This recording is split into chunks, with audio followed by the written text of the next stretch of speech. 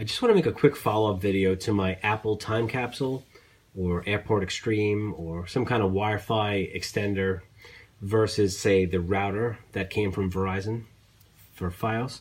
Because originally what I did was I turned off the Wi-Fi signal from the Verizon wireless and I used the Wi-Fi from the Apple. Now, people did ask me, like, why would you do something like that?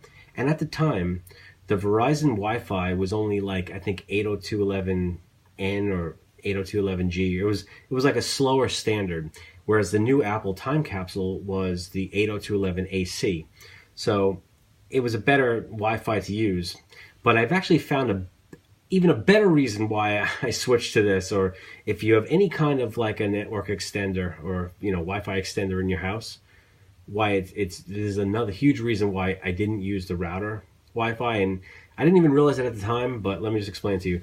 What happened with Verizon is I got a letter in the mail like maybe a month or two ago, and they said, hey, you have an old router. We're gonna either got to buy a new router from us, or we're gonna start charging you to maintain your old router. So it was like, it worked out like $3 a month they wanted to charge me, and the new router, it's like the same exact router except it's like the newer standard, and it was like refurbished for like $60, or I could have went for like the better router for like $150. But anyway, so I did the math and I said, okay, I'll probably have Verizon for the next couple of years.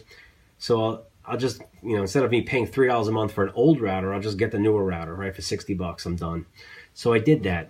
But then I sat in the box and I said to myself, I'm like dreading the idea of having to go to everything in my house and put a new ID and a new password in, because the new router, has a totally different ID and a totally different password than the old router. So I was like, it took me like a month. I didn't do anything with this router.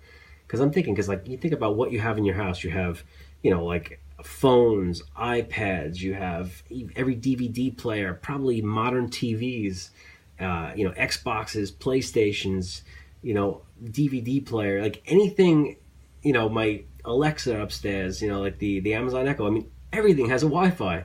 So I'd have to change like 15, 20 things. And I was just really wasn't looking forward to doing that.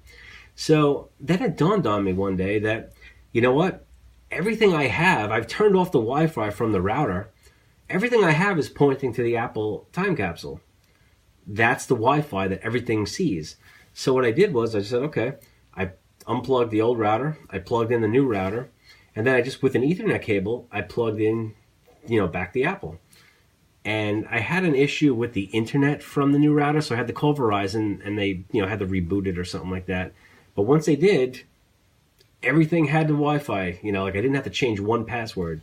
So if you're thinking about, using a network extender, like if you have a Wi-Fi extender in your house, just point everything to that network ID and password, because if you ever have to get a new router, it doesn't really matter, because the, all your devices are pointing to your network extender. So I just thought that was it was unintentional at the time. Like, that wasn't my intent when I put this in, but I just thought I'd let you know. I mean, in case you're curious, why I would turn the router Wi-Fi off, well, here's another benefit, because now the new router has the new 802.11ac, and it has the faster Ethernet ports. So the new router is up to speed now, but there's still a huge advantage to me not doing that. So I thought I'd just share that, because it was, another really good reason of why to use something like an Ethernet cable or something like that to hook up to a Wi-Fi extender.